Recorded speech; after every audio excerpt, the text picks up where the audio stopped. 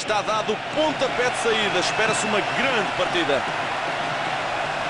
Eric here, coming at you from the CGR studios. Pro Evolution Soccer has gained a sizable fan base around the world, especially in my motherland of Brazil. Before I wrote this article, I was an EA Sports FIFA proponent.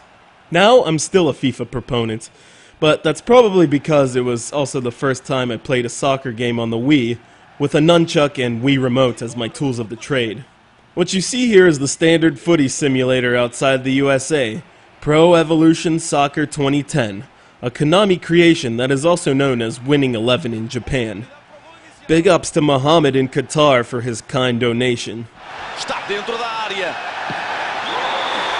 Atirou a contar. Que grande início. Now let's give them a little leeway here. The FIFA franchise, spearheaded by EA Sports, has bought up most of the world's best team licenses because of, well, all the spending they can do as the world's #1 in sports simulators. But Konami has made a valiant effort in challenging the big EA, especially in the foreign market. For example, one of the legs up that PES has on FIFA is their exclusive licensure with the UEFA Champions League and also, for the first time, the UEFA Europa League.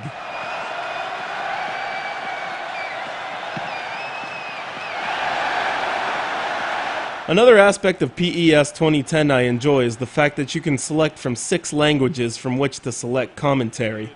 Although, to be honest, the Portuguese commentary kinda sucks. Still, it's another advantage over FIFA and its English and Spanish only commentary. E sai do mate. Marcaram. Vê-se que agora os jogadores estão mais soltos com esta vantagem de 2 golos. Alright, enough with that stuff. Let's talk about the gameplay. As I mentioned before, Nunchuck and Wiimote is not the first thing I have in mind when I'm about to take the pitch against Juventus.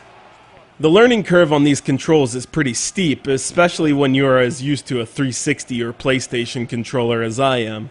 At first, I wasn't sure if the nunchuck was even necessary, since I made a typical man move and didn't read the directions or do the tutorial. I just wanted to get my feet wet on the pitch. The close control of the ball is activated with the nunchuck and the directional stick.